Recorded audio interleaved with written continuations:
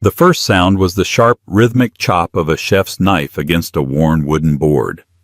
For Charlotte Hayes, it was a meditation. The second sound was the clink of ice in a crystal tumbler from the doorway. For her, it was a warning. Her husband, Richard Davenport, leaned against the frame of their multi-million-dollar kitchen. His bespoke suit uncreased his expression, a mask of bored condescension. "Still playing with your little peasant food, Lottie?" he drawled, swirling his scotch.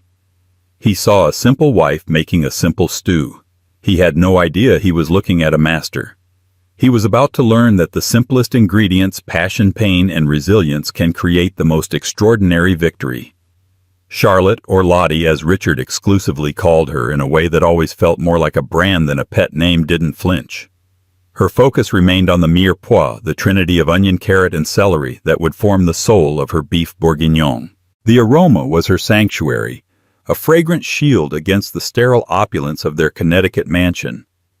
Every room was a testament to Richard's success in private equity: cold marble floors, abstract art chosen by a consultant, and furniture so expensive it felt hostile to the human form.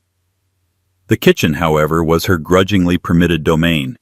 It was fitted with top-of-the-line Wolf and Sub-Zero appliances that Richard boasted about at dinner parties, but the soul of the room came from the scuffed copper pans she'd inherited from her grandmother and the terracotta pots of herbs lining the windowsill.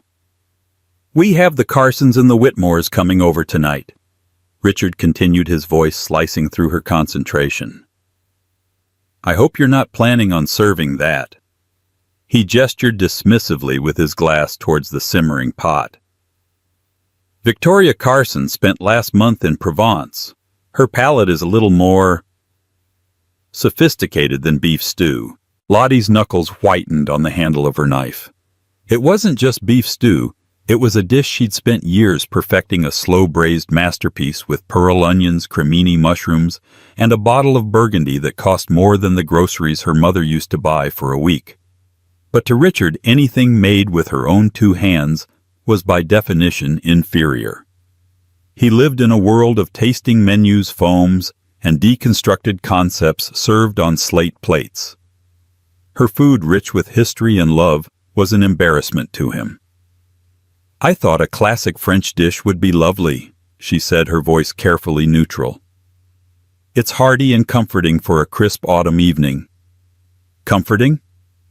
Richard scoffed, the word tasting like an insult on his tongue. "Lottie, people like the Carsons don't want to be comforted. They want to be impressed, challenged. Why can't you understand that I hired you a caterer? Jean-Pierre. He trained under Robuchon. You canceled him. I like to cook for our guests." "Richard, it's personal. It's provincial," he shot back. "It makes us look like we can't afford a real chef." He downed the rest of his scotch and placed the glass on the granite island with a sharp crack. "Just try not to humiliate me tonight. Please." He turned and walked away, his polished Italian shoes clicking a rhythm of disdain on the marble floor. Lottie stood motionless for a long moment, the scent of thyme and bay leaf filling her lungs. Humiliate him. That was all she was to him, a potential liability, an accessory that might not match the decor. They had met 10 years ago. He was a rising star in finance, captivated by her warmth and the simple, delicious meal she'd cooked for him on their third date, a roasted chicken with lemon and rosemary. He'd called her his grounded girl, the perfect antidote to his high-stakes world. But as his fortune grew, so did his contempt for the very simplicity he once claimed to adore. Her grounded nature became unsophisticated. Her home cooking became peasant food. The dinner party was a symphony of passive aggression. Richard would introduce a topic and then immediately turn to one of his guests to solicit an opinion, effectively cutting Lottie out of her own dinner conversation. When she served the bourguignon, he made a show of picking at it. Delicious Charlotte Walter Carson said, his voice a genuine boom of pleasure. "This beef is so tender. My word." His wife Victoria, a woman who looked like she was assembled from angles and brand names, offered a tight smile. "It's very rustic." Richard seized the opening. "That's my Lottie. She keeps it simple." I keep telling her we should get her some lessons, maybe fly her out to the French Laundry for a week to see how it's really done, but she's attached to her grandmother's old recipes." He laughed, but it was a cold, sharp sound. "Can't fault her for sentimentality, I suppose." The table fell into an awkward silence. Lottie felt a familiar hot flush of shame creep up her neck. She could feel the Whitmores exchanging a glance. They weren't looking at Richard with admiration. They were looking at him with a kind of pitying distaste, and that was somehow worse. The rest of the meal passed in a blur of strained conversation. Lottie cleared the plates, her hands trembling slightly as she scraped the remnants of her lovingly prepared food into the bin. Later that night, as she was washing the last of the crystal wine glasses by hand, Richard stormed back into the kitchen. "That was a disaster," he hissed. "Walter seemed to enjoy it. Walter would enjoy a gas station hot dog if you served it on a nice plate. Did you see Victoria's face?" She was appalled. "We're trying to close the Berkshire deal with them and you served them farmhouse slop?" The words hit her harder than a slap. All the hours of careful prep, the browning of the meat, the slow reduction of the wine, the love she poured into the pot, all of it dismissed as slop. He wasn't finished. He gestured to the television mounted on the wall, which was currently muted on a 24-hour news channel. He snatched the remote and flipped to a Food Network. An ad blared featuring dramatic music and slow-motion shots of chefs plating intricate dishes. "That's food, Lottie," he said, his voice dripping with venom. "That's art. That's precision." The ad was for the country's most prestigious cooking competition, the Golden Ladle. The grand prize was $250,000 and a book deal. "You know what? You should enter. You and your sentimental little stews. It would be hilarious. The whole world could see what I have to put up with every night." He threw the remote onto the counter and stalked out of the room. Lottie stood alone in the gleaming, silent kitchen. The smell of old wine and rosemary hung in the air like a ghost. Hilarious. That's what he thought it would be. A wave of something cold and hard washed over her, extinguishing the shame and replacing it with a slow-burning, unfamiliar fire. An idea, wild and terrifying, began to form in her mind. He thought it would be a joke. He thought she was nothing. A slow smile, the first genuine one she'd felt in years, touched her lips. "Okay, Richard," she whispered to the empty room. "Okay." The decision once made settled in Lottie's soul like a stone in a calm pond, its ripples expanding outward into every corner of her constrained life. For the first week she operated in the shadows of her own home, while Richard was at his office downtown, managing billions and belittling subordinates. Lottie was transforming their pristine kitchen into a clandestine laboratory of flavor. She unearthed her grandmother's recipe box, a worn tin container filled with faded flour-dusted index cards. The recipes were written in a looping, elegant cursive annotated with decades of adjustments. "A bit more nutmeg, use buttermilk if you have it, don't rush the onions."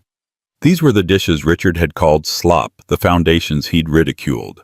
But as Lottie read them, she didn't just see instructions. She saw stories. A hearty lentil soup that had sustained her family through a lean winter. A delicate lemon and lavender shortbread her grandfather adored. An apple pie with a cheddar crust that had won a blue ribbon at a state fair in 1978. This wasn't peasant food. It was a legacy. Her legacy. She started with the basics, deconstructing the very techniques she had taken for granted. She spent an entire day just on knife skills, dicing onions until they were perfect uniform gems, her tears mingling with the vegetables' pungent vapors. She practiced making stocks from scratch, simmering bones and mirepoix for hours until the liquid was a rich, gelatinous elixir of pure flavor, a world away from the store-bought cartons she'd sometimes used for convenience.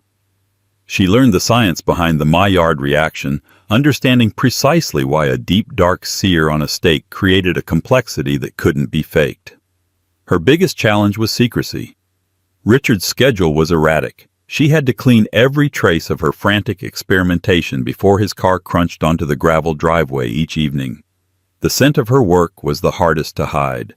She burned scented candles, vanilla and sandalwood scents Richard found acceptably bland to mask the lingering aroma of roasted garlic or exotic spices. She hid her culinary textbooks behind a row of vapid high society cookbooks he'd bought her for Christmas. One afternoon, seeking inspiration and ingredients she couldn't find at the sterile upscale grocery store she usually frequented, she drove to the old farmer's market on the other side of town. It was a place she hadn't visited in years. A chaotic, vibrant world of muddy boots, hand-painted signs, and produce that still had dirt on it. It felt like coming home. It was there she met Patrick Abernathy. He was a gnarled man in his late 70s with hands as rough as bark and eyes that twinkled with a shrewd intelligence. He ran a small stall, Abernathy Heirlooms, which sold not just vegetables but stories. He didn't just sell tomatoes. He sold Brandywine pinks and Cherokee purples, and he could tell you the history of each. Lottie was mesmerized. She was hesitating over a basket of gnarled multicolored carrots when he spoke. "You're not looking with your eyes. You're looking with your memory," he said, his voice a low, pleasant rasp. Lottie was startled. "I'm sorry. People who buy my vegetables fall into two camps," he explained, wiping his hands on a burlap apron. "The chefs from the fancy restaurants, they look for uniformity, perfection. The real cooks, they look for character. They see a crooked carrot, and they know it had to fight for its sunlight. Gives it a deeper flavor. You're looking for character." He pointed a thick finger at her. "You cook with your heart, don't you?" The simple, direct question almost brought her to tears. No one had ever seen her like that before. To Richard and his friends, she was a hobbyist. To this stranger, she was a cook. "I try to," she managed to say. Over the next few weeks, Mr. Abernathy became her unwitting mentor. She'd visit his stall ostensibly to buy vegetables, but really to absorb his wisdom. He taught her how to feel a melon for ripeness, how to smell a mushroom for freshness, how to pair herbs in ways that were both classic and surprising. He spoke of food not in terms of technique, but in terms of respect for the ingredient.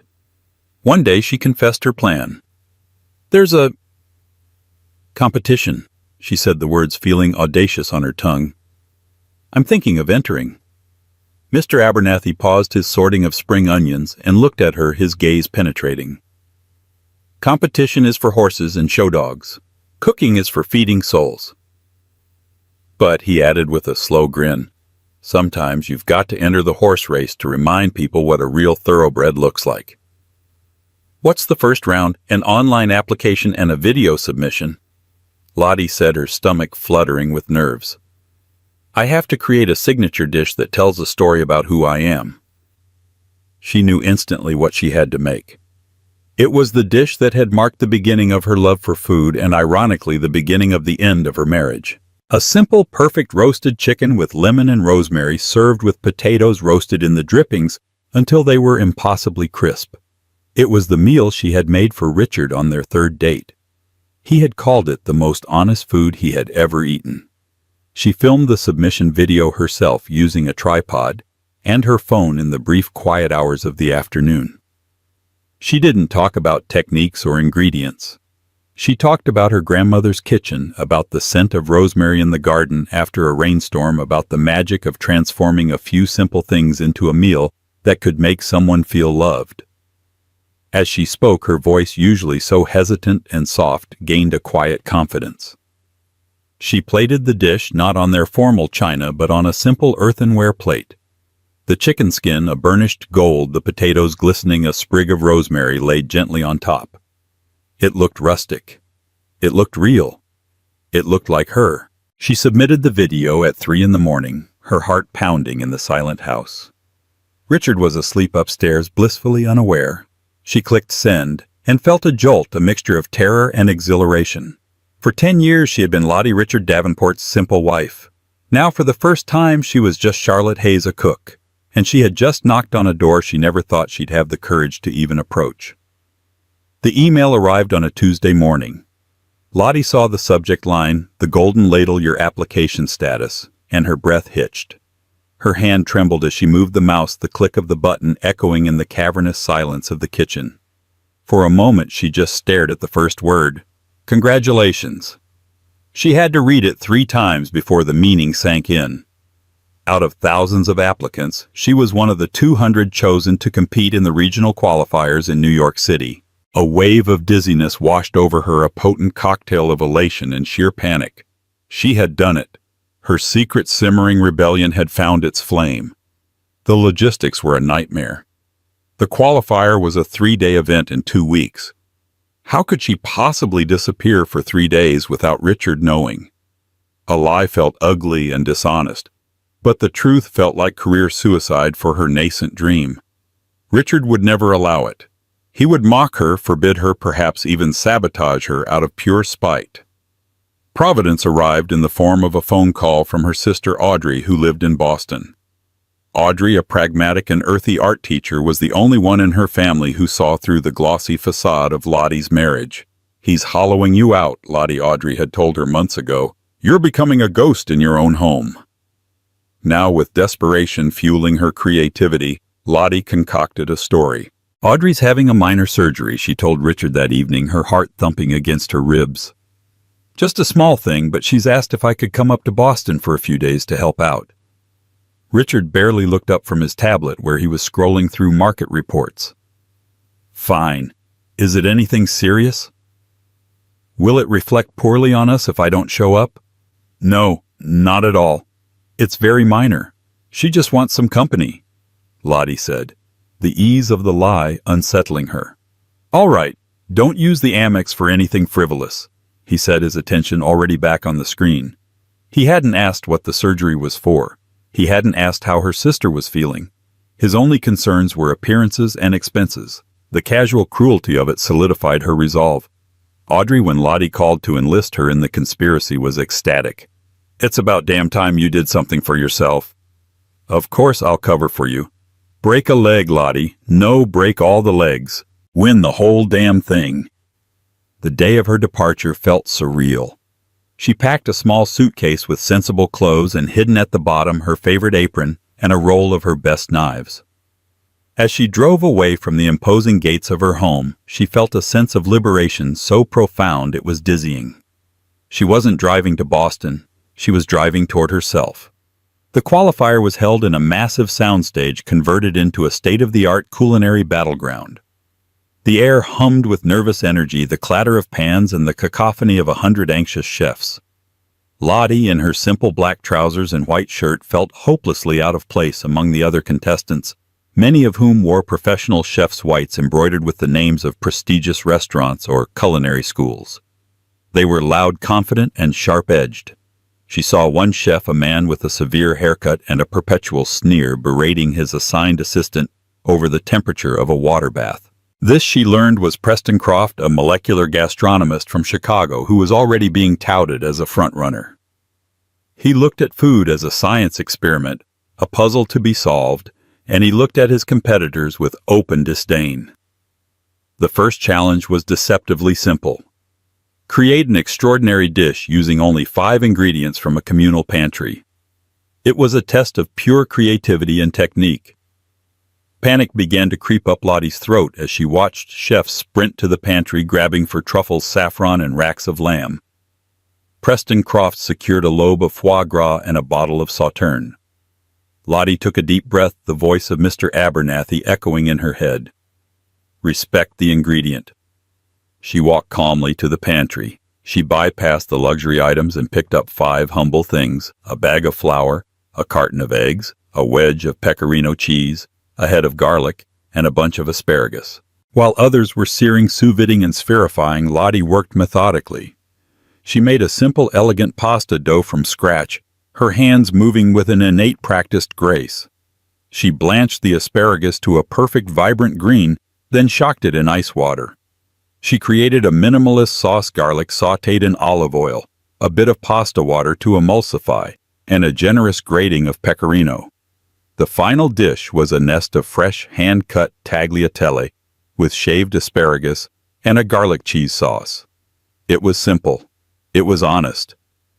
When she presented her dish to the judges, one of them, the notoriously stern food critic Genevieve Dubois, raised a perfectly sculpted eyebrow.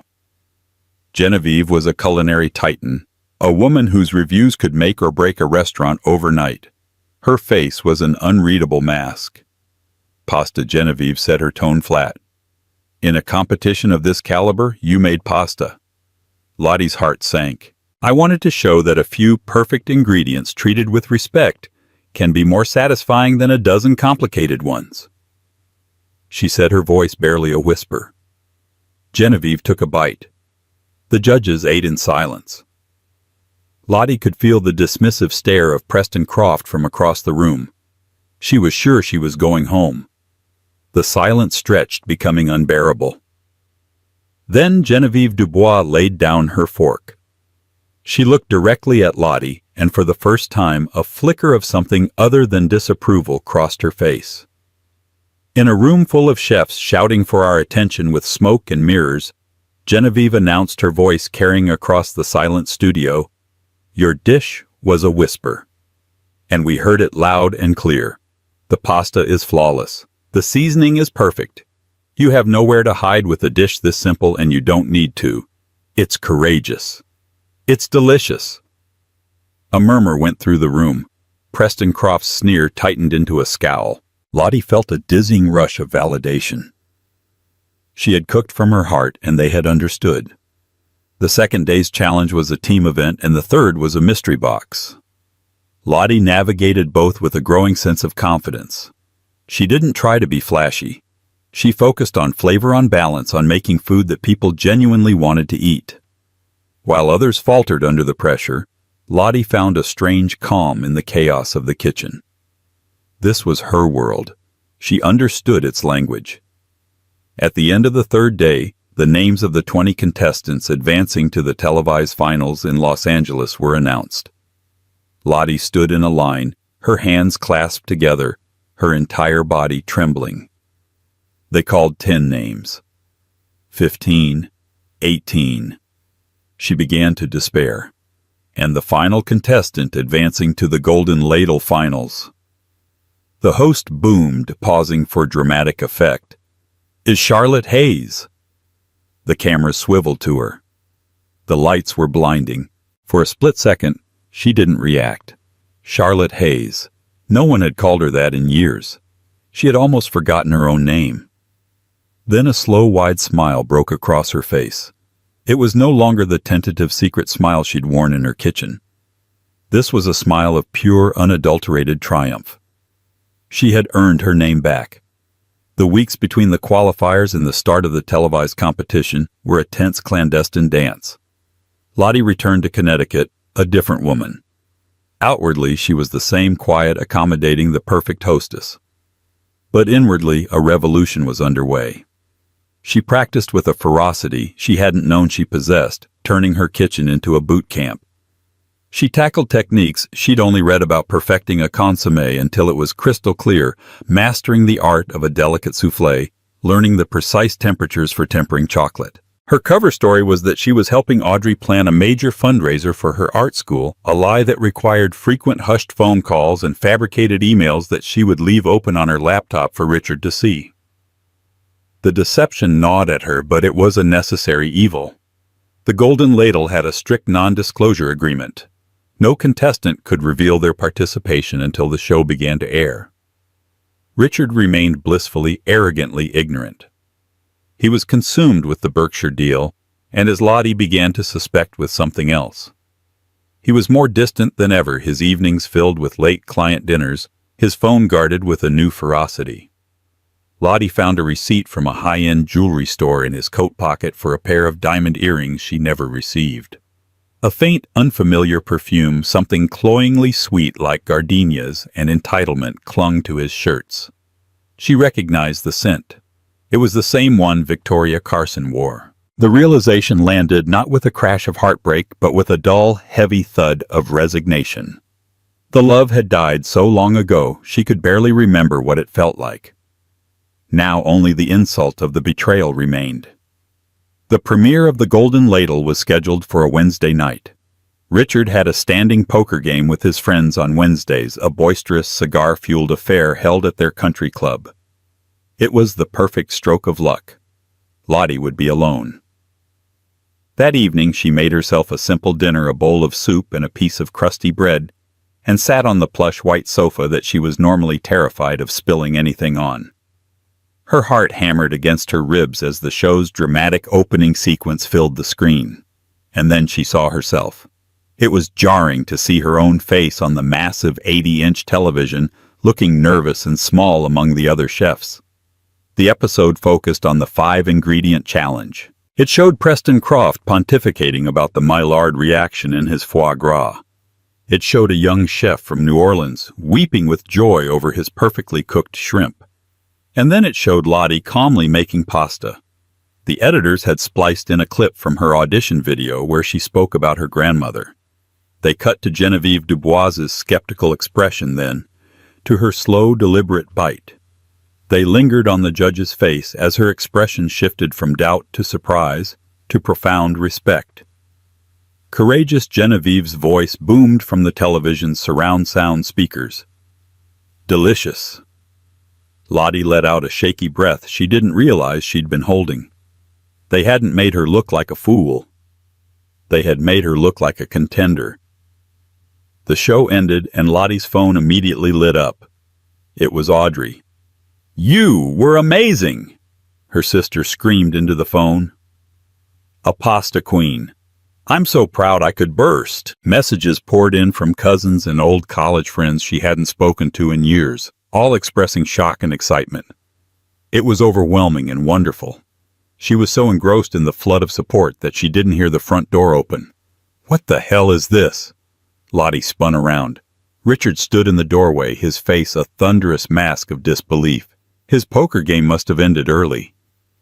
On the giant screen behind Lottie, the credits were rolling, her face frozen in a still frame, smiling. "What is this?" he repeated, his voice dangerously low as he advanced into the room. It's a cooking show."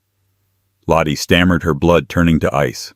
"I can see it's a cooking show," he snarled, pointing a shaking finger at the screen. "What is your face doing on it?" "You went to Boston." The lie died on her lips. There was no way out. "I entered the competition, Richard."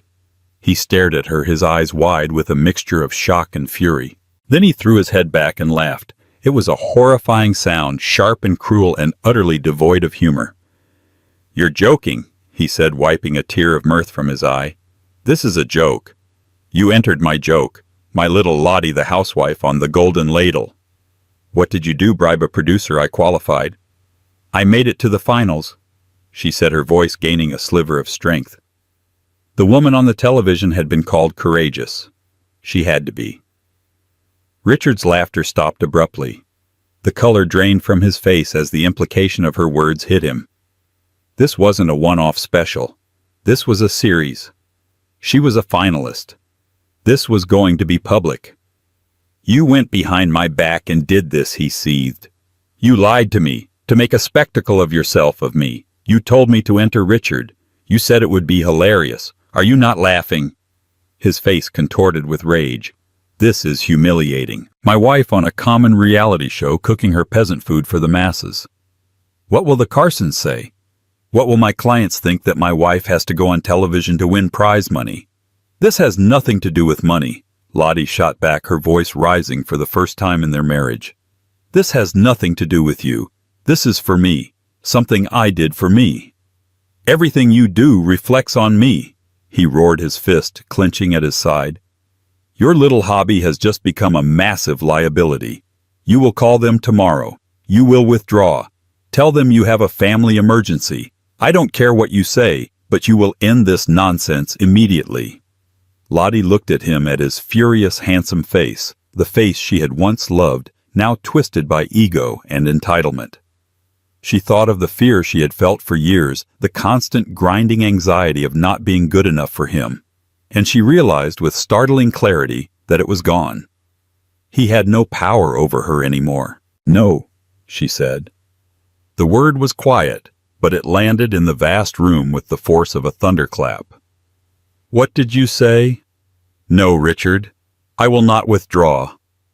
She stood up, her small frame radiating a strength he had never seen before. "I'm a finalist, and I'm going to see it through." His jaw worked silently, his rage so potent it seemed to vibrate in the air.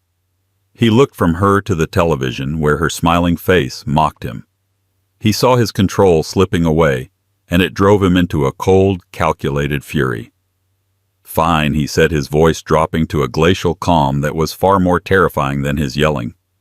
"Compete. Go play with your little pots and pans on national television. But don't think for a second that I'm going to let you embarrass the Davenport name. You have no idea what you've just started." He turned on his heel and left the slamming of the front door, shaking the crystal glasses on the bar cart. Lottie sank back onto the sofa, her body trembling not with fear but with adrenaline. He had threatened her. He was going to try to stop her. She didn't know how, but she knew he would be ruthless. A new terrifying chapter had just begun. The competition was no longer just about cooking. It was about survival. Flying to Los Angeles felt like stepping into an alternate reality. Lottie was put up in a sleek corporate apartment a world away from the suffocating grandeur of her Connecticut home. The production schedule was grueling. Days started before dawn and ended late at night, a whirlwind of filming interviews and intense cooking challenges. For the first time, Lottie was surrounded by people who shared her passion. The 19 other contestants were her rivals, but they were also her tribe. They spoke the same language of brunoise and bain-marie, of acidity and umami. Preston Croft, the molecular gastronomist, remained aloof and arrogant, treating Lottie with particular contempt. He referred to her as the housewife, his voice always dripping with sarcasm. "Oh, let's see what sentimental concoction the housewife has baked up for us today." He'd sneer just loud enough for the cameras to pick up. But his barbs had lost their sting. Lottie was no longer the timid woman from the qualifiers. The quiet confidence she'd found was blooming into a radiant self-assurance. She met his sneers with a calm, unwavering focus on her work. As the weeks went by and the episodes aired, Lottie became an unexpected fan favorite. The audience responded to her authenticity. While other chefs postured and created drama for the cameras, Lottie simply cooked. Her stories about her grandmother, her quiet dedication, and her humble yet flawless food resonated with millions. She was the underdog, the dark horse, the woman everyone was rooting for. The show's narrative began to crystallize around the rivalry between Preston's cold science and Lottie's warm soul. Richard, true to his word, began his campaign of sabotage. It started subtly. One week the challenge was to create a dish inspired by a treasured memory. Lottie decided to make her father's favorite, a rich, savory lamb pot pie with a flaky lard-based crust. It was a dish of profound emotional significance. The morning of the challenge, the specialty butcher who was supposed to deliver her specific cut of lamb shoulder called the studio in a panic. A Mr. Davenport had called claiming to be her husband and business manager, and had canceled the order, stating she had changed her challenge dish. Panic seized her. The lamb was the heart of the dish. Without it, she had nothing. Production assistants scrambled, but no other butcher could deliver in time. Lottie took a deep breath, refusing to let him win. She scanned the pantry and saw a rack of beautiful but far more challenging lamb ribs. Thinking on her feet, she completely altered her plan. She would braise the ribs until they were tender, pull the meat, and then fold it into a gravy made from the braising liquid. It was a more complex, time-consuming process, and it pushed her right to the edge of the time limit. She presented her dish, explaining the last-minute change without mentioning Richard's interference.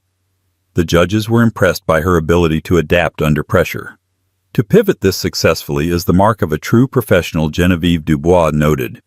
The dish is even better for it. The depth of flavor you achieve from braising the ribs is extraordinary. Lottie won the challenge. Back in her apartment that night, she saw an article online. A well-known food blogger, a man notorious for his snarky takedowns, had written a scathing piece about her. He called her a fraud, a sentimental amateur whose success was a fluke. The writer quoted an anonymous source close to the Davenport family who claimed Lottie had professional ghost chefs developing her recipes, and that her humble housewife persona was a carefully manufactured lie. Lottie's blood ran cold. The specific phrases, the particular insults, they were Richard's. The online attacks intensified. Anonymous comments appeared on blogs and social media questioning her integrity, spreading vicious rumors. The pressure was immense. She felt like she was fighting a war on two fronts, one in the kitchen against her competitors, and one in the shadows against her own husband. The semi-final challenge was the breaking point. The 4 remaining chefs, Lottie Preston and 2 others, were tasked with creating a multi-course meal for a table of culinary legends, including the formidable Geneviève Dubois. This was the most important cook of their lives. The day before, Lottie felt a growing sense of dread. Richard had been too quiet. She knew he was planning something. That evening, as she was reviewing her menu, a producer knocked on her door, a grim expression on his face. "Charlotte, there's someone here to see you," he said. "He says it's a family emergency." Her heart stopped. She thought of Audrey. Had Richard done something? She walked into the lobby, and there he was. Richard, looking impeccable in a dark suit, his face arranged in an expression of deep concern. And standing next to him, her hand tucked possessively into the crook of his arm, was Victoria Carson. The gardenia perfume filled the air. "Lottie, darling." Richard said, his voice loud enough for the producers and crew members in the lobby to hear. "I'm so sorry to do this, but I had to come. Your mother, she's had a fall. It's quite serious. I think you need to come home." Lottie stared at him, her mind reeling. Her mother lived in a retirement community in Florida and was in perfect health. She had spoken to her that morning. This was his masterstroke. He was trying to force her to quit on the eve of the semi-finals, using a lie so monstrous it was breathtaking. And he'd brought his mistress with him to witness her humiliation. All the fear she had ever felt, all the shame he had ever made her endure, coalesced into a single point of cold, hard rage. She ignored him completely and looked directly at Victoria, whose smug expression faltered under Lottie's intense gaze. "That's a beautiful necklace, Victoria," Lottie said, her voice calm and clear. "The earrings that match it must be stunning." Victoria's hand flew instinctively to her throat where a delicate diamond pendant rested. Richard's face went pale. Lottie then turned to her husband. "My mother is fine, Richard. I just spoke with her. You can tell your anonymous source that his campaign is over." She then looked at the concerned producer. "This isn't a family emergency. This is my husband, and I believe he is trying to intimidate a contestant on your show. Perhaps your legal team should have a word with him." Richard's mask of concern shattered, replaced by pure fury. He had been so sure she would crumble. He had underestimated her. He had always underestimated her. Security guards, alerted by the producer, began to move towards them. "You will regret this, Lottie," he hissed, his voice a venomous whisper. "No, Richard," she said, looking him dead in the eye. "You will." She turned her back on him and walked away, not looking back, as security escorted a sputtering Richard and a mortified Victoria out of the building. She walked back to her apartment, her legs shaking but her spine made of steel. He had thrown his best punch and she was still standing. Tomorrow she wouldn't just be cooking for a spot in the finals. She would be cooking for her life. The atmosphere in the studio for the final showdown was electric. A live audience buzzed with anticipation, their silhouetted forms ringing the gleaming culinary arena. It had come down to 2, Lottie and Preston. Soul versus science, heart versus head. The final theme, unveiled by the hosts on a massive screen, was legacy. Create one dish, the host announced, his voice echoing through the soundstage, that represents your culinary legacy. What you have learned, who you are, and what you want to leave behind on a plate. You have 3 hours. Preston Croft grinned, a confident, predatory expression. This was his territory. He immediately began outlining a dish of breathtaking complexity, a sous vide pheasant breast with a beaten port reduction gel, saffron foam micro-arugula, and a dusting of dehydrated olive oil. It was a dish designed to showcase technique, to scream fine dining, to intimidate and overwhelm the senses. It was a dish about nothing but itself. Lottie stood at her station, her mind a quiet storm. Legacy. The word echoed in her soul. She thought of her grandmother's worn recipe box. She thought of Mr. Abernathy's gnarled carrots. She thought of the years she had spent in her gilded cage, pouring her love and frustration into simmering pots. What was her legacy? Her eyes scanned the audience, and for a heart-stopping moment they locked with Richard's. He was there, sitting in the front row, a ticket undoubtedly secured through some display of wealth and influence. And beside him, brazen and poised, sat Victoria Beaumont. They were there for the kill. They had come to see her fail, to watch her legacy crumble into dust on national television, so they could laugh about it over champagne later. In that moment, seeing them together, so smug and certain of her defeat, Lottie knew exactly what she had to make. It was an audacious, almost insane gamble.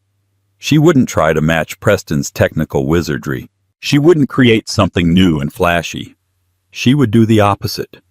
She would retreat into the past, into the one memory that encapsulated everything she had gained and everything she had lost. She was going to make shepherd's pie. Not just any shepherd's pie. She was going to make the elevated, perfected version of the very first meal she ever cooked for Richard. It was the dish that had made him fall in love with her, or so he had claimed. It was humble. It was rustic. It was everything he now despised. To serve this in the finale of The Golden Ladle was either an act of genius or an act of suicide. A hush fell over the studio as the clock started. Preston moved with frantic, precise energy, a blur of tweezers and immersion circulators. Lottie moved with a slow, deliberate grace. She began by browning hand-ground lamb shoulder with a mirepoix she had diced to perfect jewel-like consistency. She deglazed the pan with a full-bodied Cabernet Sauvignon and a splash of Worcestershire, adding beef stock she'd made from roasted bones, fresh thyme, and a bay leaf. The aroma began to fill the studio, not a scent of chemicals or gels, but the deeply evocative smell of home, of comfort, of love. For the topping, she didn't just boil potatoes. She steamed them to keep them from getting waterlogged, then passed them through a ricer to create a perfectly lump-free mash. She whipped them with warmed cream, softened butter, and a hint of nutmeg. But she added a secret ingredient, a touch of pure genius. She folded in a generous amount of aged Gruyere and Parmesan cheese, giving the potatoes a nutty, savory depth that would form an unbelievable crust. While her lamb filling simmered, reducing into a rich, intensely flavorful stew, she prepared a prejudging interview with a producer. "Tell us about your dish, Charlotte," the producer asked gently. Why this Lottie looked into the camera, but she wasn't speaking to the producer or even to the audience at home. She was speaking directly to Richard. "Legacy is about where you come from and what you stand for." She began, her voice steady and clear. "This is an elevated shepherd's pie. It's the first dish I ever cooked for my husband. It's the kind of food he once told me was honest and real back before he decided that honesty was a liability." Her eyes shone with unshed tears, but her voice didn't waver. "He used to mock my cooking. He called it peasant food and slop. He once dared me to enter this competition because he thought it would be hilarious to watch me fail. So this dish is my legacy. It's a reminder that the simplest things, the things we often take for granted, can be the most valuable. It's about being true to yourself even when someone you love tries to make you feel small for it." The interview was broadcast live on the monitors around the studio. In the audience, Richard's face went from smug to ashen. Victoria shifted uncomfortably in her seat. A low murmur rippled through the crowd as they understood the raw personal drama unfolding before them. With minutes to spare, Lottie spooned her rich lamb filling into an individual cast-iron crock. She piped the cheesy potato mash over the top in an elegant pattern, creating peaks and valleys that would crisp up beautifully. She brushed it with melted butter and put it under the broiler until the top was a gorgeous, bubbling golden brown. "Time's up," the host yelled. Preston presented his dish first. It was visually stunning, a work of abstract art on a plate. The judges praised his technique, his precision, his intellectual approach. Then it was Lottie's turn. She walked to the judges' table and placed the simple rustic crock in front of them. It was not a clever deconstruction. It was not a challenging concept. It was just a perfect shepherd's pie, steaming and fragrant. Beside it, she had placed a small side of honey-glazed carrots cooked to perfection. Preston Croft scoffed audibly. She made cottage pie for the finale. Genevieve Dubois silenced him with a glacial stare. She picked up her fork, her expression unreadable. She broke through the cheesy crust, steam escaping in a fragrant cloud. She took a bite, a mouthful of rich lamb and creamy potato. Her eyes closed. The silence in the studio was absolute. Everyone watched Genevieve. She chewed slowly, thoughtfully. A strange, soft expression came over her famously severe features. It was a look of pure, unadulterated pleasure. She opened her eyes and looked at Lottie. For weeks we have been served science experiments, architectural marvels, and culinary puzzles. Genevieve began, her voice resonating with a newfound warmth. Preston, your dish was brilliant, a testament to a brilliant mind. She then turned her full attention to Lottie. But this is not a dish made with the mind. This is a dish made with the soul. This is not food that you taste, it is food that you feel.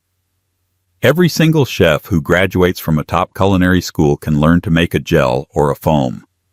But this, she gestured with her fork at the humble crock, this level of heart, this depth of flavor, this cannot be taught. Legacy isn't about what's new and shocking. It's about perfecting the things that matter, the things that endure. She looked directly at Lottie, a genuine smile gracing her lips. You took a dish that is often dismissed as simple, and you showed us its soul. You are not just a cook, Charlotte Hayes. You are a storyteller. And this is a story I will never forget. The other judges echoed her praise, their faces alight with surprised delight.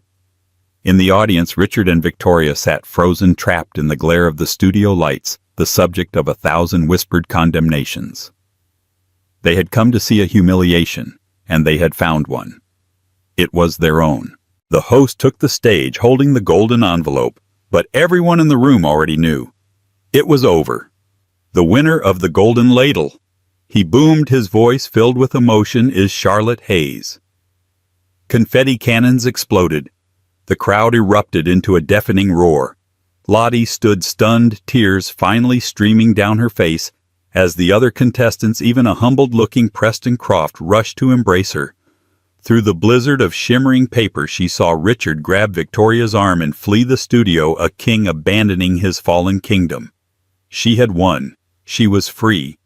The confetti had barely been swept from the stage before Lottie's new life began.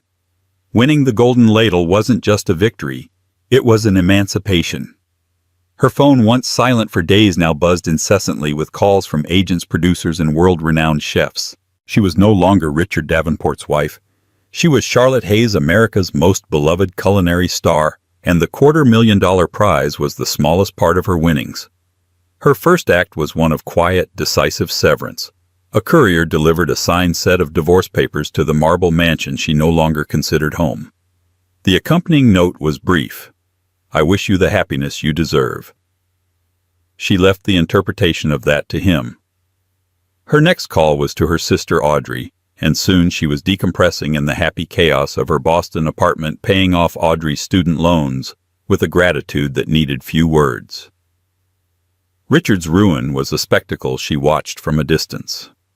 The tale of the arrogant husband, his mistress, and the triumphant wife who served him his just desserts on a plate became a media sensation. His carefully curated reputation shattered. The Carsons pulled out of their major deal, his clients abandoned him, and he became a social pariah. He left one pathetic, rambling voicemail, a desperate attempt to rewrite history, claiming his cruelty had been a form of motivation. Lottie listened, felt nothing but the faint echo of a life she no longer lived, and deleted the message. Rejecting lucrative but soulless offers from Las Vegas and New York, Lottie took a different path.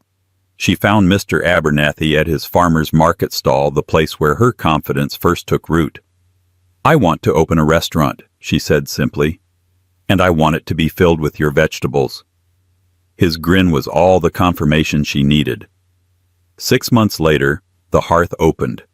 It was everything her old life was not: warm, genuine, and alive. Located in an old brick building, it featured reclaimed wooden tables, an open kitchen, and a large, crackling fireplace that cast a golden glow over the diners. There was no pretense, only passion. The menu was a testament to her journey, featuring her grandmother's classics alongside the dishes that had marked her path to victory. And every night the menu featured the legacy, a perfect shepherd's pie, which quickly became the city's most sought-after reservation. 1 year after her win, standing in the pass of her bustling kitchen on a busy Friday night, Chef Hayes was home. The air was fragrant with roasting garlic and simmering stock. She watched her team work in fluid harmony, the dining room filled with the joyous murmur of people connecting over her food. She was no longer a ghost in someone else's mansion. She was the heart of her own vibrant world. A server placed an order ticket on the counter. "One legacy for table 7. Lottie smiled. She picked up a beautiful earthenware plate, her hands steady and sure, and began to create the dish that had bought her freedom. With a final delicate touch, she placed a sprig of fresh rosemary on top. Her legacy served with love. Charlotte's journey from a silent kitchen to the roaring applause of a nation is a powerful testament to the strength that can be found in our deepest passions. She transformed years of quiet pain and humiliation into a triumphant victory, not just over her competitors, but over the man who tried to convince her she was worthless. Her story reminds us that our true value is not defined by those who belittle us, but by the courage we find to embrace our own talents. It's a lesson that the most authentic flavors come not from expensive ingredients, but from the heart. What did you think of Richard's ultimate downfall? Was it the perfect serving of just desserts? If Charlotte's incredible story of resilience and self-discovery inspired you, please let us know in the comments below. Your engagement helps our channel grow and bring more stories like this to light. Don't forget to like this video, share it with someone who needs a dose of inspiration, and subscribe for more dramatic real-life stories. What do you do when the man who swore to protect you, the man who gently kisses your pregnant belly each night, is the very same man living a stunningly deceitful double life? You're about to hear the story of Eleanor Vance, a woman who had it all: a thriving career, a luxurious home, and a husband she adored. But on one glittering evening at the city's most prestigious charity gala, her perfect world wasn't just shattered, it was publicly detonated. This isn't just a story about infidelity. It's a story of calculated betrayal, a powerful family conspiracy, and the moment one woman decided she wouldn't just be a victim, she would be the victor. Stay tuned. Eleanor Vance believed in the architecture of a good life. As a partner at a boutique architectural firm in Boston, she designed spaces that were both beautiful and functional, built on foundations of integrity and clear sightlines. She believed her own life shared with her husband Julian was built to the same exacting standards. Their 3-story brownstone in Beacon Hill was a testament to their success, a blend of historic charm and minimalist modernity she had designed herself. At 7 months pregnant with their first child, a son, she felt the final crucial beam of their perfect life settling into place. Julian was the charismatic other half of their power couple image. A senior vice president at a private equity firm, he was sharp, ambitious, and devastatingly handsome. He had a way of making anyone he spoke to feel like the only person in the room. He was a doting husband, often bringing her flowers for no reason and massaging her swollen ankles after a long day. He would press his ear to her belly, whispering promises to their unborn son Liam. To the outside world, and even to Eleanor, most of the time the Vances were the blueprint for happiness. But even the most meticulously designed structures can have hidden flaws, hairline cracks that spread silently before the collapse. The first crack appeared on a Tuesday. It arrived as a notification on her phone, a fraud alert from their joint black card account. Charge for $18,750 at Cartier. Please confirm this purchase. Eleanor frowned. She hadn't bought anything. Julian was in back-to-back meetings all day. She tapped no on the alert and called the credit card company, assuming it was a simple error. But the customer service agent was polite and firm. The purchase was made in person an hour ago at the Newberry Street boutique. Her husband, Mr. Julian Vance, had used the card. His signature was on file. Confusion gave way to a prickle of unease. $18,000. For what his mother's birthday was months away. Their anniversary had just passed. Perhaps it was a surprise for her, a push present, as her friends had joked about. But Julian wasn't one for extravagant surprises like that. He was meticulously practical, a planner. He would have discussed it. She decided to let it go, to wait for him to tell her. A surprise was still the most logical explanation. He came home that night kissing her deeply, his hands immediately going to her belly. "How are my two favorite people?" he asked, his voice a warm, familiar melody. She smiled, waiting. "We're good. Long day for you." "Unbelievable. The Dalton merger is a beast." He sighed, loosening his tie. "You wouldn't believe the numbers." He talked about work all through dinner. He mentioned his team, the late nights ahead, the pressure from the board. Not a word about Cartier, not a hint of a little velvet box. The unease returned a cold knot in her stomach. Why would he hide such a purchase? The cracks began to spread faster after that. There were the hushed phone calls he'd take in his study, closing the solid oak doors that were usually left open. When she'd walk by, his voice would drop to an indecipherable murmur. He started working late more often, coming home smelling not of his office but of a faint, unfamiliar perfume, something floral and sweet, a stark contrast to her own subtle sandalwood scent. When she asked about it, he'd laugh it off. "Must have been someone in the elevator, darling. You know how those scents cling." He became overly protective of his phone, which now lived face down on his nightstand. Once she reached for it to use the flashlight, and he snapped, "I'll get it," with a sharpness that startled them both. He apologized immediately, blaming stress, but the damage was done. The open sightlines of their life were suddenly filled with locked doors and hidden corners. Eleanor was an architect. She saw patterns. She understood that small, seemingly unrelated issues often pointed to a larger foundational problem. The late nights, the secret calls, the cloying scent of another woman's perfume, and the massive, unexplained jewelry purchase, they weren't separate cracks. They were mapping the fault line of a single catastrophic lie. The final piece of evidence she needed, the one that turned suspicion into devastating certainty, came a week before the annual Avery Foundation Benefit Gala. It was the social event of the season, and Julian's firm was a primary sponsor. He had a table, and they were expected to be the picture of marital bliss and corporate success. Eleanor was looking through their shared iPad for a dinner recipe when an email notification popped up at the top of the screen. It was from the Grand Astoria Hotel where the gala was being held. The subject line was simple: "Your reservation is confirmed." Her heart hammered against her ribs. He had already booked their room for the night of the gala weeks ago. Why would there be another confirmation? Her fingers trembled as she tapped it open. "Dear Mr. Vance, thank you for your booking. We are pleased to confirm your reservation for the Celestial Suite for the evening of Saturday, August 30th. Guest name Julian Vance, additional guest Chloe Sterling. Package romance celebration. Includes late checkout, champagne on ice, and a dozen red roses. Chloe Sterling." The name echoed in her mind. She'd heard Julian mention it once or twice. A new analyst in his department. Young, bright, fiercely ambitious. He'd called her a real shark.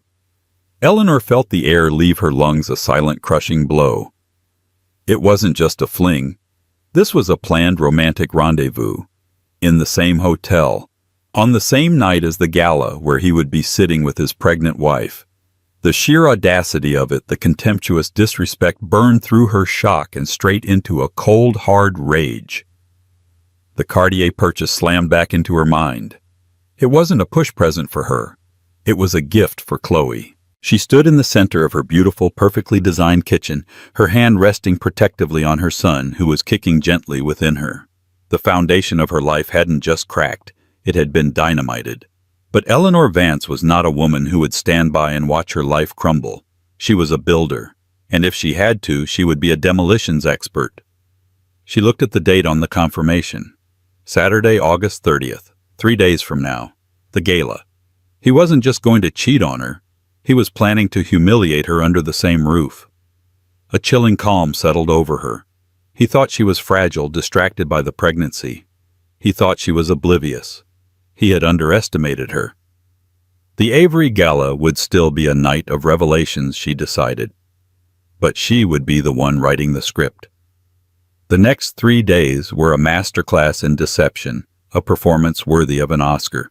Eleanor moved through her life with a preternatural calm, a serene smile fixed on her face.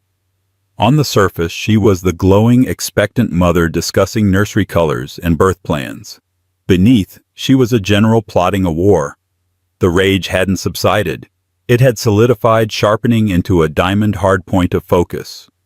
She called her best friend Sarah Chen, a litigation lawyer known for her take-no-prisoners attitude in the courtroom.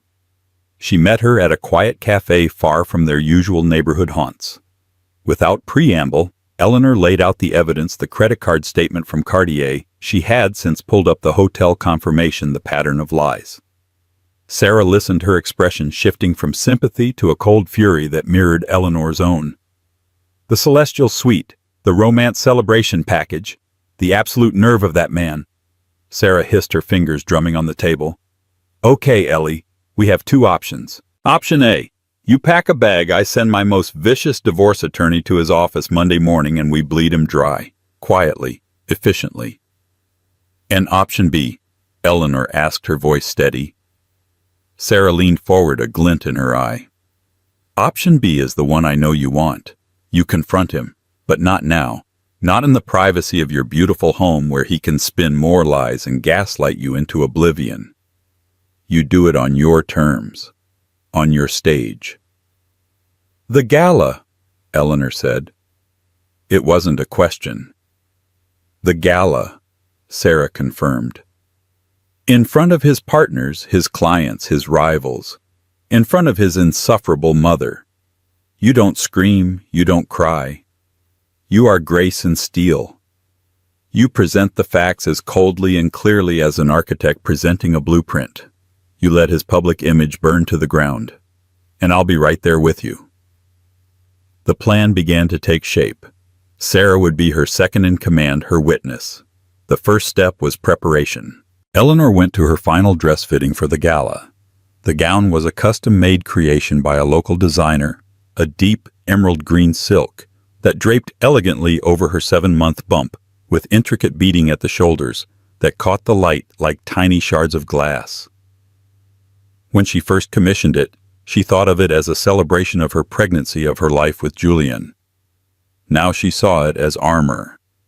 The day of the gala, the performance continued. She let Julian kiss her goodbye that morning, a phantom touch that made her skin crawl. Big night tonight, darling, he'd said, smiling. You'll be the most beautiful woman there. I can't wait, she'd replied, her own smile feeling like a mask. She spent the day methodically preparing. She had her hair styled in a sophisticated chignon, her makeup done professionally to highlight her eyes and give her a look of untouchable elegance. Every detail was a piece of her battle armor. She printed out the Cartier receipt. She printed out the hotel confirmation for the Celestial Suite with Chloe Sterling's name clearly visible. She folded them neatly and tucked them into her small beaded clutch. As the evening approached, Julian came home to change. He was buoyant, humming as he put on his tuxedo.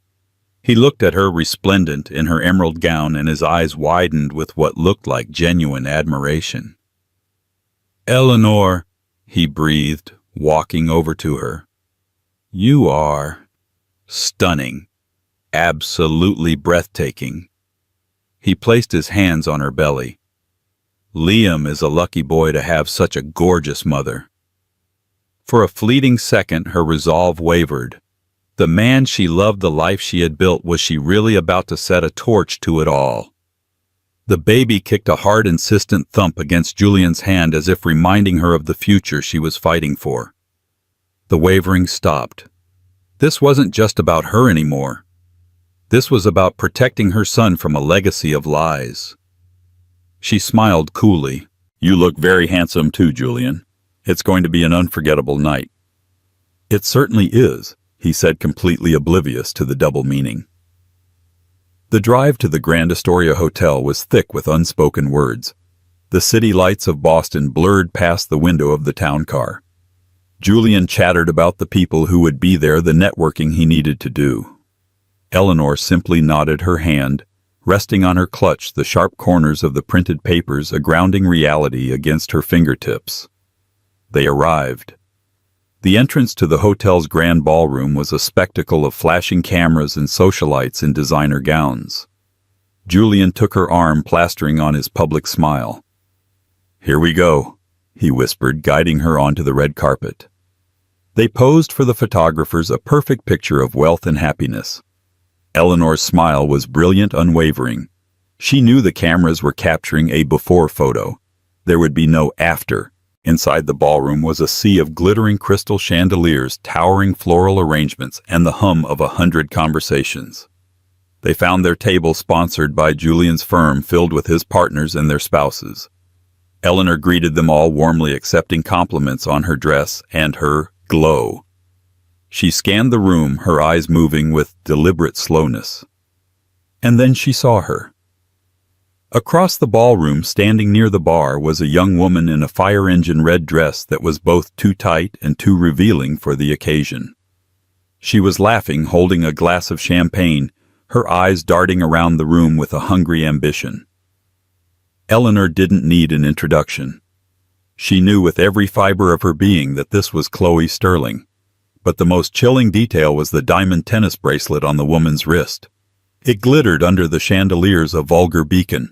It was brand new, its diamonds catching the light with a fiery brilliance. Eleanor's mind flashed to the $18,750 charge at Cartier. Her breath hitched, but her expression remained serene. Then she saw Julian's mother, Genevieve Vance, approaching their table. A formidable woman with perfectly coiffed silver hair and a gaze that could freeze fire, Genevieve had only ever offered Eleanor a frosty tolerance. She saw Eleanor as not quite up to the Vance standard. "Eleanor," Genevieve said, her voice clipped. "You look, well, pregnancy seems to agree with you." It was the closest she could come to a compliment. "Genevieve," Eleanor replied, her tone even. "Lovely to see you." Genevieve's eyes flickered across the room past Eleanor's shoulder. For a split second her gaze softened, a flicker of something like approval in her eyes as she looked towards the bar, towards the woman in the red dress. And in that instant Eleanor understood a new horrifying truth. Genevieve didn't just know about the affair, she approved of it. The final piece of armor clicked into place. This wasn't just a battle against her husband. It was a war against his family. And she was completely, utterly alone. Except for Sarah, who caught her eye from a nearby table and gave a single, almost imperceptible nod. "It's time." The evening wore on, a symphony of clinking glasses, polite laughter, and the droning speeches of philanthropists. Eleanor played her part, engaging in small talk, smiling at Julian's anecdotes, a portrait of serene motherhood. All the while her senses were heightened, tracking Julian's movements, his stolen glances across the room. She watched him excuse himself, supposedly to network with the mayor's aide, and saw his path deviate towards the bar, towards the red dress. This was the moment. She waited a full minute, letting him get comfortable in his lie. Then she rose slowly from her seat, her emerald dress shimmering. "Excuse me for a moment," she said to the table at large, her voice calm and light. "I think I need to stretch my legs." She walked not towards the powder room, but directly towards the bar. Each step was deliberate, a slow, inexorable advance. The crowd seemed to part for the pregnant woman in the stunning green gown. She could feel their eyes on her, admiring glances that would soon turn to shock. She saw them before they saw her. Julian and Chloe. They were tucked into a small alcove, partially obscured by a marble pillar. His back was to her, but his posture was intimate, one hand resting on the small of Chloe's back. Chloe was looking up at him, her expression a nauseating mix of adoration and triumph. The diamond bracelet, her family's money, her child's inheritance, was a cruel fire on the woman's wrist. They were laughing, sharing a private joke. Eleanor stopped just a few feet away, the ambient noise of the gala seeming to fade into a dull roar in her ears. "Julian," she said. Her voice wasn't loud, but it cut through their private bubble like a shard of ice. Julian froze. He turned around and the color drained from his face. The charming, confident man was gone, replaced by a cornered animal. His eyes darted from Eleanor to Chloe, panic flickering within them. "Eleanor, darling," he stammered, taking a step towards her, trying to physically block Chloe from her view. "I was just discussing a market analysis with Miss Sterling. She's one of our sharpest new talents." Chloe Sterling's smug smile faltered slightly, but she held her ground, looking Eleanor up and down with a dismissive air. It was the look of a woman who believed she had already won, that Eleanor was a temporary bloated obstacle soon to be removed. Eleanor ignored her completely. Her eyes, cold and clear, were locked on her husband. "A market analysis," she repeated, her voice dangerously soft. "Is that what you call it? It must be a very in-depth analysis to require a romance celebration package in the celestial suite upstairs." Julian's jaw went slack. He looked as if she had physically struck him. What are you talking about? You're not making any sense. You must be tired, honey the baby." "Don't," she cut him off, her voice dropping to a whisper that was more menacing than a shout. "Do not use our son as an excuse for your filth." Chloe, seeing Julian falter, decided to step in. It was a fatal miscalculation. "Look," she said, stepping forward, a condescending smirk on her face. "I don't know what you think you heard, but Julian and I are colleagues. Maybe you should control your pregnancy hormones." This was the moment Eleanor had been waiting for. The direct engagement. She finally turned her gaze to Chloe, a slow, deliberate act of dismissal. She looked at the garish red dress, the overly ambitious makeup, and finally at the glittering bracelet on her wrist. "This bracelet," Eleanor said, her voice ringing with newfound clarity, "was purchased for $18,750 last Tuesday at Cartier on Newberry Street, using my family's joint account." She didn't look at Chloe's face, only at the bracelet, as if addressing an inanimate object. "It was purchased as a gift. But I think there's been a mistake. You see, the gift was for a mistress, and you are merely a symptom. A temporary diversion. The bracelet, however, is a marital asset. I'd like it back." A small gasp came from a woman standing nearby who had stopped to listen. The bubble of silence around them was expanding. People were turning, conversations were dying down. The drama was far more interesting than any keynote speaker. Chloe blanched instinctively, covering the bracelet with her other hand. I don't know what you're talking about. Julian gave this to me." "I know he did," Eleanor said calmly. She opened her clutch and removed the folded Cartier receipt. She held it out, not for Chloe, but for Julian. "Here is the proof of purchase, and Julian," she continued, her voice gaining strength as the audience grew, "since you seem to be confused about your plans for the evening, perhaps this will refresh your memory." She pulled out the second piece of paper, the hotel confirmation. She unfolded it and held it up. Her hands were perfectly steady. "This is a confirmation for the Celestial Suite. Tonight. Check-in was an hour ago. The reservation is for 2 guests, Julian Vance and Chloe Sterling." She paused, letting the names hang in the suddenly silent ballroom. "It even includes champagne and roses. How thoughtful." Julian was speechless, his face a mask of horror. He was exposed, his carefully constructed world imploding in the most public way imaginable. He looked around at the faces of his colleagues, his clients all staring at him with a mixture of shock and pity. Eleanor turned her attention back to Chloe one last time. "You are in a room full of the most powerful people in this city, wearing a stolen bracelet and planning a rendezvous with another woman's husband. This is not the grand entrance into society you thought it was. This is your professional and social suicide note." Chloe's arrogant facade finally crumbled, replaced by fear and humiliation. Tears welled in her eyes. "Julian," she whimpered, looking at him for help. But Julian couldn't even look at her. He was staring at Eleanor, at the ruins of his life. "Now," Eleanor said, her voice resonating with authority through the cavernous room, "I believe it's time for you to leave." The silence in the Grand Astoria ballroom was absolute. It was a heavy-weighted silence, thick with scandal and the intoxicating thrill of someone else's spectacular ruin. The band had faltered mid-song, the string quartet holding their bows aloft as if frozen in time. Every eye was on the tableau by the marble pillar, the regal pregnant wife, the disgraced husband, and the weeping mistress. Eleanor didn't need to raise her voice. Her words had been a precision strike, and now she just had to watch the fallout. She looked past her husband, her gaze sweeping the room until it landed on the hotel's head of security, a stern-looking man named Mr. Davies, who was already moving purposefully in their direction, his earpiece crackling. Julian finally found his voice, a desperate, strangled whisper. "Eleanor, please. Not here. We can talk about this at home. Please don't do this." "Talk." Eleanor's laugh was a short, bitter sound. "The time for talking was before you bought another woman jewelry with our money. Before you booked a suite to sleep with her in the same building as your pregnant wife. The time for talking is over, Julian. This is the time for consequences."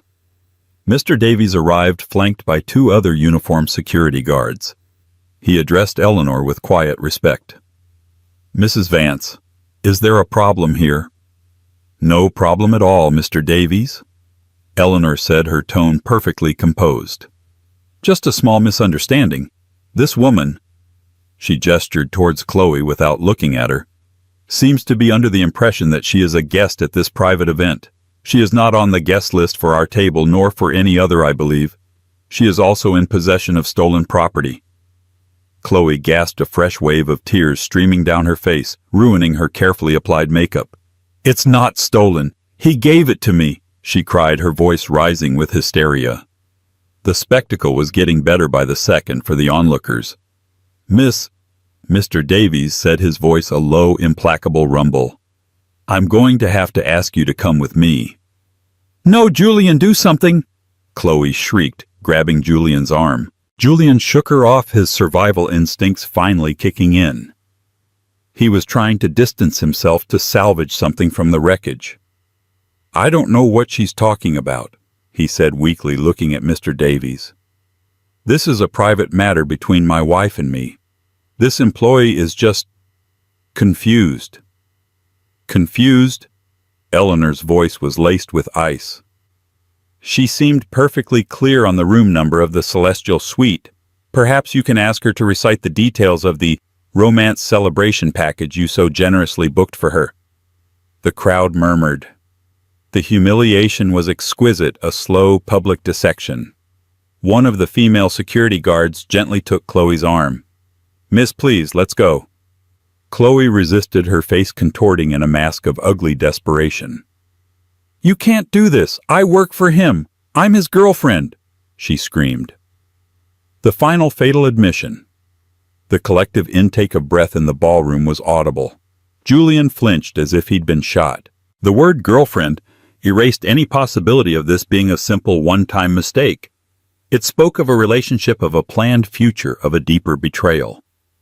Eleanor looked at her husband and saw the full measure of his weakness. He didn't defend Chloe. He didn't defend himself. He simply stood there paralyzed by his own public immolation. Then she looked over at her mother-in-law's table. Genevieve Vance was watching her face, a mask of stone-cold fury. Not at her son for his betrayal, Eleanor realized, but at Eleanor for exposing it. The security guards were firm now, their professionalism overriding any sympathy.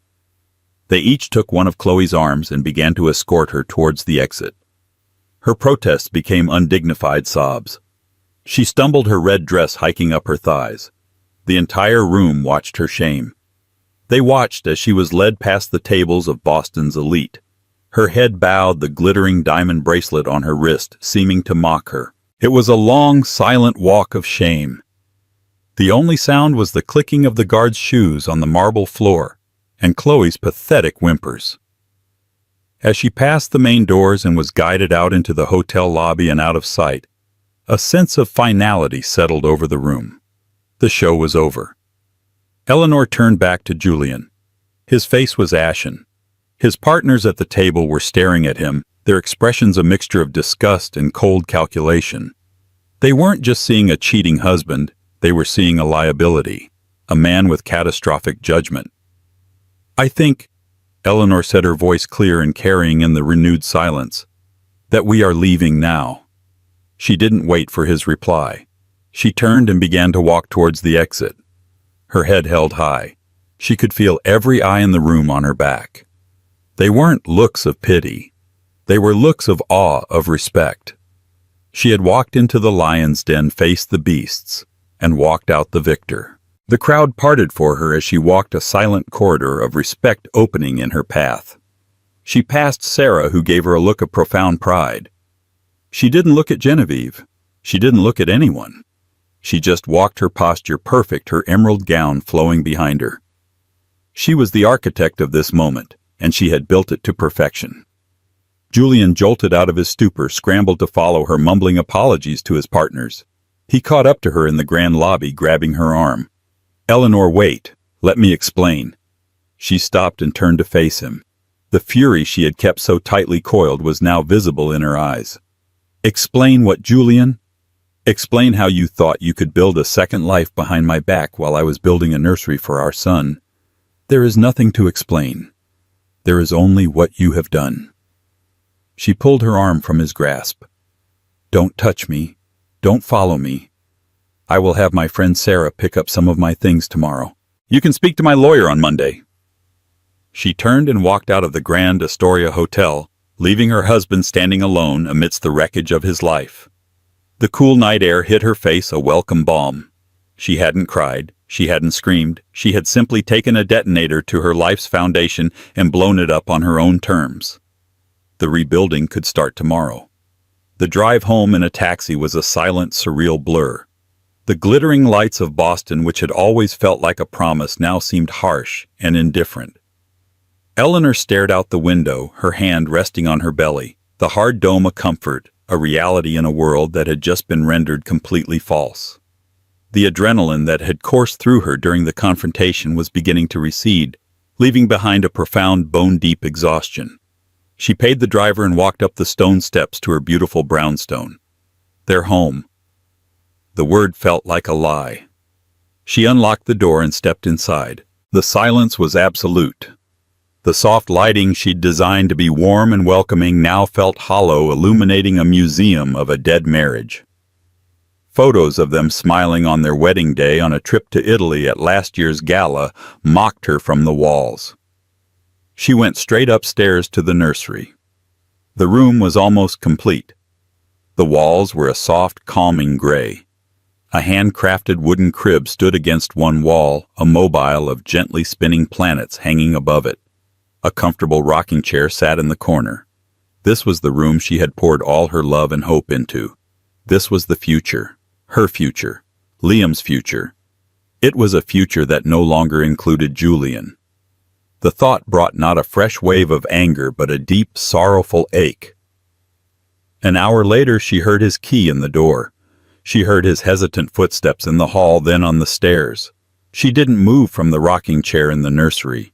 She remained still, a silent sentinel in the room dedicated to innocence. He appeared in the doorway, his tuxedo disheveled, his face pale and drawn. He looked utterly defeated. "Ellie," he began, his voice raspy. "Don't call me that," she said, her voice flat, devoid of emotion. "You've lost the right." He flinched. "Eleanor, I am so sorry. I know that's not enough.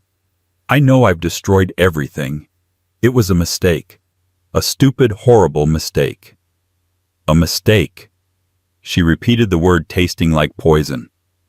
"A mistake is forgetting to pick up milk. A mistake is taking a wrong turn. Systematically lying for months, funneling our money to another woman and planning a romantic getaway in the same hotel where you are attending a gala with your pregnant wife is not a mistake, Julian. It's a strategy. A campaign of deceit." "It didn't mean anything, Chloe. She was just an escape. The pressure at work, the baby coming. I panicked. I was stupid." Eleanor finally looked at him, her eyes burning with a cold fire he had never seen before. "The baby coming, you panicked because our son, the child we planned and wanted, was on his way. Is that the pathetic excuse you're going with?" He had the grace to look ashamed. "No. I can't explain it. But I can fix it. I'll end it with her. I'll do anything. We can go to counseling. We can save this. Save this. She let out a hollow laugh. Julian, you think this is about another woman I could almost forgive an affair. I could understand weakness, a moment of stupidity. But it's so much more than that, isn't it? She stood up and walked towards him, her presence filling the room. The money, Julian. The $18,000 was just the tip of the iceberg, wasn't it? Where else has our money been going? His eyes widened in genuine shock, and in that moment she knew she had hit another nerve, one deeper and more rotten than simple infidelity. What are you talking about? He deflected, but his voice was unsteady. I'm an architect, Julian. I look at the whole structure, she said, her voice dropping lower. And our financial structure has some serious cracks. I pulled our statements this afternoon, not just the credit cards, our investment portfolios, our savings. There are transfers, large ones, to an LLC I've never heard of, Sterling Futures LLC. He was completely white now. That's a business venture, a side investment. An investment with Chloe Sterling, she shot back. How much, Julian?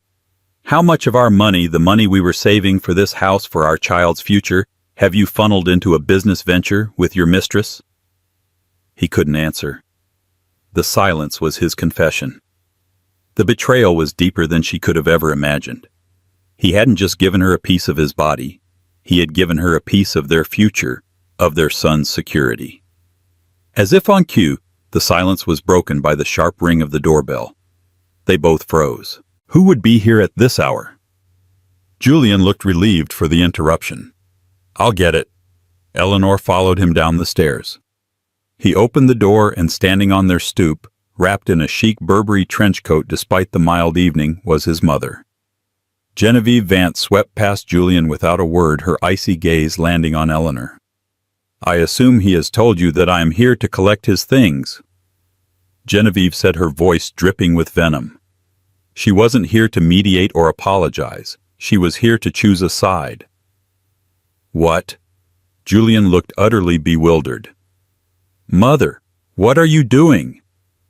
I am doing what you are too weak to do yourself, Julian, she snapped, turning on him. I am ending this farce. You have humiliated the Vance name tonight, not because of your dalliance, but because you were caught. And you were caught because you married a woman with no class, no discretion, and no understanding of how our world works. She turned her full fury on Eleanor. You think you won something tonight? You think that pathetic theatrical display in front of our friends and colleagues was a victory? All you did was air our family's dirty laundry and drag our name through the mud. A proper wife would have handled this with dignity, privately. Eleanor was stunned into silence for a moment by the sheer, unmitigated audacity. A proper wife, she finally managed to say. A proper wife doesn't have to compete with a mistress her mother-in-law is championing from the sidelines. You knew. You saw her at the gala. You approved of her. Of course I knew, Genevieve sneered. Chloe Sterling is from a good family. She understands what a man like Julian needs. She is ambitious and supportive, not distracted by nesting and other domestic trivialities. She was a far more suitable choice. The cruelty of the words, especially spoken in front of the nursery door, was a physical blow. This wasn't just Julian's betrayal. This was a calculated plot, a conspiracy to replace her. You wanted him to leave me, Eleanor whispered, the horror of it dawning on her. For her. I wanted my son to be with a woman who could advance his station, not hold him back, Genevieve stated coldly. The money Julian invested with her, that was my idea. A way to set them up, to give him a safety net for when he finally came to his senses and left you. Julian looked between his mother and his wife, a man utterly broken by two powerful women. Mother, stop, please. But Genevieve was relentless. It's a shame about the baby, of course. A loose end. But it can be managed. Now, Julian, pack a bag. You're staying with me. Eleanor stared at the woman who had just admitted to orchestrating the systematic destruction of her life and the pillaging of her family's finances. The wound wasn't just deep, it was poisoned. She had been fighting a two-front war without even knowing it. She looked at Julian, her husband, who stood by silently letting his mother speak these monstrous things. He was not just a cheat and a liar, he was a coward, utterly irredeemably weak. And in that moment of absolute devastation, something inside Eleanor hardened for good. The sorrow was gone, burned away by a white-hot, purifying rage. This was no longer about a broken heart. It was about survival. It was about justice. "Get out!" Eleanor said, her voice low and trembling with controlled fury. "I beg your pardon," Genevieve scoffed. "Get out of my house." Eleanor enunciated each word. She pointed at Julian. "Both of you, take what you need for one night. The rest will be sent to whatever hole you crawl into. If you are not both out of this house in 10 minutes, I will call the police and have you removed for trespassing."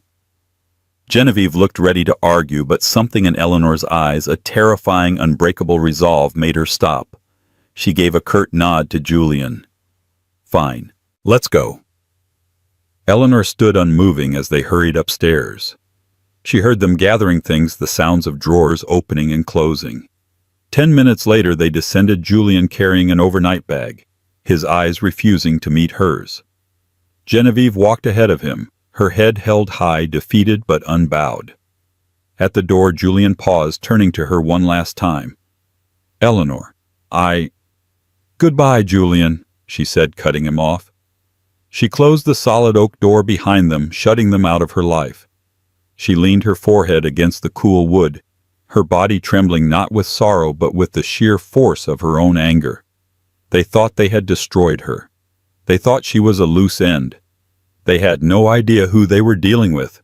The architect was about to become a wrecking ball. The Monday morning after the gala felt like the dawn of a new, desolate era. Eleanor sat in the glass-walled conference room of Sarah Chen's law firm, the Boston skyline, a stark and different backdrop. The home that had been her sanctuary now felt like a mausoleum, every object a relic of a life that was a lie. Sarah had already put her in touch with the best divorce attorney in the city, a sharp, elegant woman named Olivia Morgan. Olivia listened patiently as Eleanor recounted the entire story, from the Cartier bracelet to Genevieve's venomous confession. Her face remained neutral, but her eyes were sharp, missing nothing. "The infidelity is straightforward," Olivia said when Eleanor had finished, her voice calm and authoritative. "The public humiliation at the gala gives you immense leverage. But the financial aspect, the Sterling Futures LLC, that's where we hit them hard. This isn't just infidelity, it's fraudulent conveyance of marital assets. It's a calculated financial deception." Genevieve admitted it was her idea. Eleanor added, her voice still raw. "She said it was to give him a safety net for when he left me." Olivia's eyebrows shot up. "She admitted this to you directly? Was anyone else there?" "Just Julian, and he didn't deny it. He said nothing. He just stood there, a coward." Olivia tapped her pen on a legal pad. "It's your word against theirs then. A he said she said situation. We can subpoena the bank records for the LLC, trace the funds. It will be a long, ugly fight. The Vances are a powerful family. They'll try to bury us in paperwork and bleed you dry emotionally and financially." A wave of despair washed over Eleanor. She had won the public battle, but the war ahead seemed insurmountable. She thought of her baby, of the legal fees, of the sheer energy it would take to fight a family as entrenched and ruthless as the Vances. For the first time she felt a flicker of fear. That evening, as she was sorting through baby clothes, her phone rang. It was an unknown number.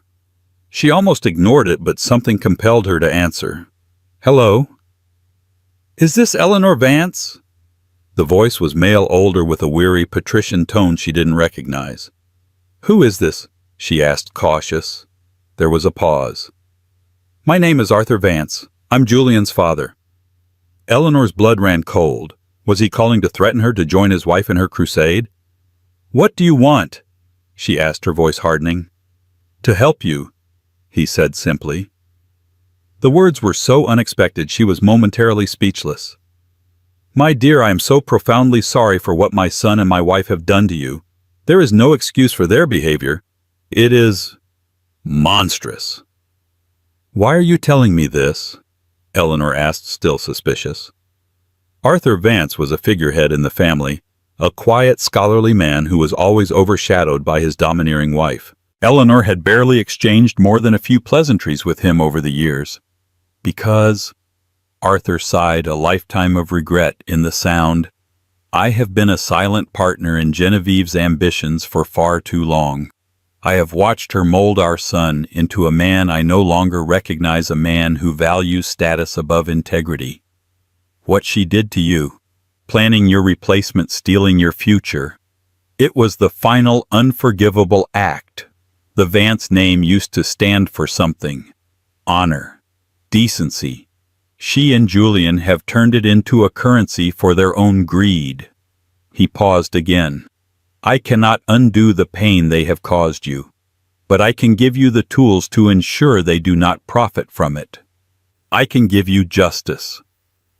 "What kind of tools?" Eleanor asked, her heart beginning to pound. "Meet me tomorrow, noon, the Boston Athenaeum Library.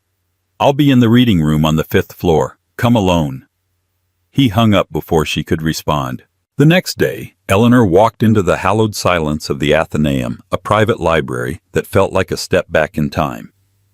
She found Arthur Vance in a secluded corner surrounded by towering shelves of leather-bound books. He looked older than she remembered, his shoulders slumped, with a weight she was only now beginning to understand. He gestured to the chair opposite him. On the table between them was a thick leather briefcase. "Thank you for coming," he said quietly. "I wasn't sure you would." "I wasn't either," she admitted. "For 30 years, he began, his voice low, "I have allowed Genevieve to run our family and our son's life. I retreated into my books, my history. I told myself it was peaceful. But it was cowardice, the same cowardice I see in my son." He looked her directly in the eye. "You, Eleanor, are not a coward. What you did at that gala was the bravest thing I have seen in a very long time. You held a mirror up to them and they were horrified by their own reflection." He slid the briefcase across the table. "Genevieve was careless. She believes she is untouchable.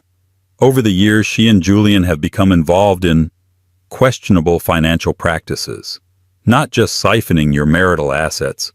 They have been using the Vance Family Trust, which I am the primary trustee of, as their personal slush fund, shuffling money through shell corporations, including Sterling Futures, to avoid taxes and hide risky, unsanctioned investments." He tapped the briefcase. "This contains everything. Bank statements, internal memos from Julian's computer that I accessed, correspondence between him and my wife discussing their plans, evidence of tax fraud and embezzlement that goes far beyond what they did to you. This is not just a divorce case anymore, Eleanor. This is a federal crime." Eleanor stared at the briefcase. It felt like a bomb. "Why are you giving this to me? This will destroy them. Your own son." Arthur's eyes were filled with a profound sadness. "My son destroyed himself when he chose his mother's greed over his wife and unborn child. I am not destroying him. I am simply holding him accountable. Something I should have done years ago." He sighed. "This information will not only guarantee you a divorce settlement that will secure your and your son's future for life, but it will also give you the power to dismantle Genevieve's empire of influence. You can expose them, or you can use this as leverage to get exactly what you want quietly. The choice, he said, standing up, is yours. Do with it what you will." He gave her a sad, small smile. "You are a good woman, Eleanor. You would have been a wonderful daughter. I wish you and my grandson a life of peace."